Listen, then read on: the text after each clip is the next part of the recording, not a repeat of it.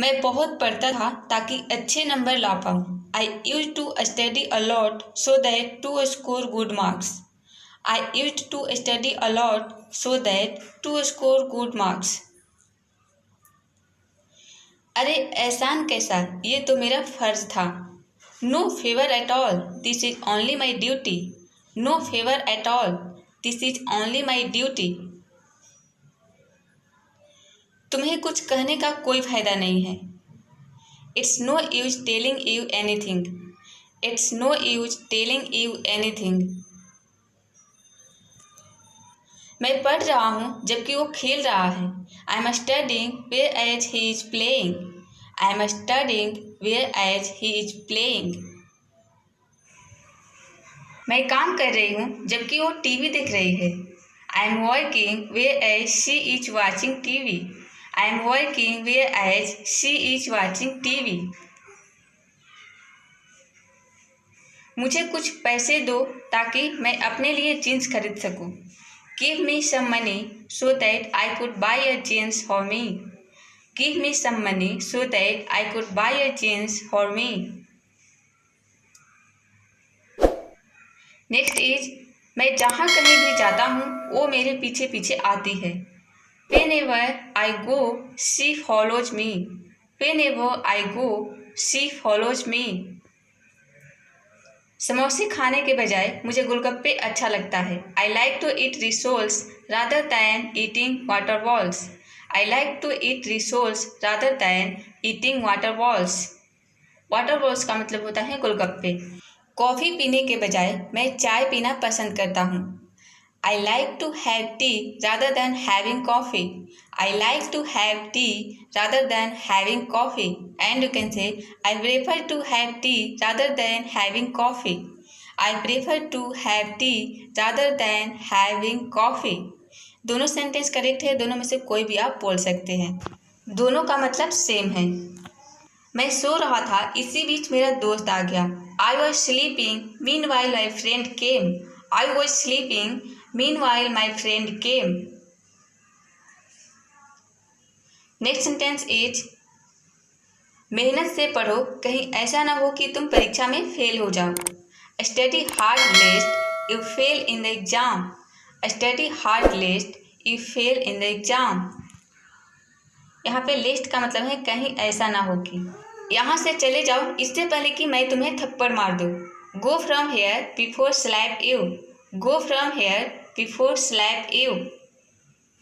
Next is अब चुप हो जाओ इससे पहले कि वो तुम्हें गाली दे दे। Shut up now before he abuses you. Shut up now before he abuses you. Next sentence is TV बंद कर दो इससे पहले कि पापा आ जाए। Switch off the TV before dad comes. Switch off the TV before dad comes. Next sentence is यहाँ सफाई कर दो इससे पहले कि मेहमान आ जाए। Clean up here before that guests come. Clean up here before that guests come. जब से मैं आया हूँ वह मुझसे लड़ाई कर रहा है। Since I have come, he is fighting with me. Since I have come, he is fighting with me. जब से तुम गई हो मैं तुम्हें याद करता हूँ। Since you have gone, I miss you. Since you have gone, I miss you. जब से मम्मी गई है मुझे अच्छा नहीं लग रहा है। Since mom has gone, I am not feeling well. Since mom has gone, I am not feeling well. एक बार मेरा मोबाइल मिल जाए मैं उससे बात नहीं करूँगा। Once I find my mobile, I won't talk to her. Once I find my mobile, I won't talk to her. एक बार मुझे मेरे पैसे मिल जाए मैं वहाँ नहीं जाऊँगा। Once I get my money, I won't go there. Once I get my money, I won't go there. मेरे मना करने के बावजूद तुम मुझे कॉल क्यों कर रही हो? Why are you calling me despite my refusal? Why are you calling me despite my refusal?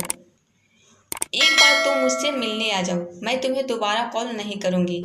Once you come to meet me, I won't call you again. once you come to meet me, I won't call you again. मैं सुबह 6 बजे उठा, उसके बाद fresh हुआ. I got up at 6 o'clock. After that, I got fresh. I got up at 6 o'clock. After that, I got fresh.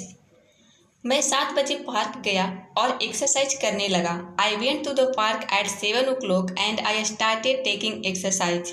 I went to the park at 7 o'clock and I started taking exercise. न जाने कहाँ से एक लड़की आ गई और मुझे गाली देने लगी. Out of nowhere a girl came. There she started abusing me. Out of nowhere a girl came. There she started abusing me. तुम कहाँ गए थे? मैं तुम्हें कब से ढूंढ रहा हूँ. Until when am I looking for you? Where did you go? Until when am I looking for you? Where did you go? यहाँ पे for how long और from when इन दोनों का मतलब भी है कब से.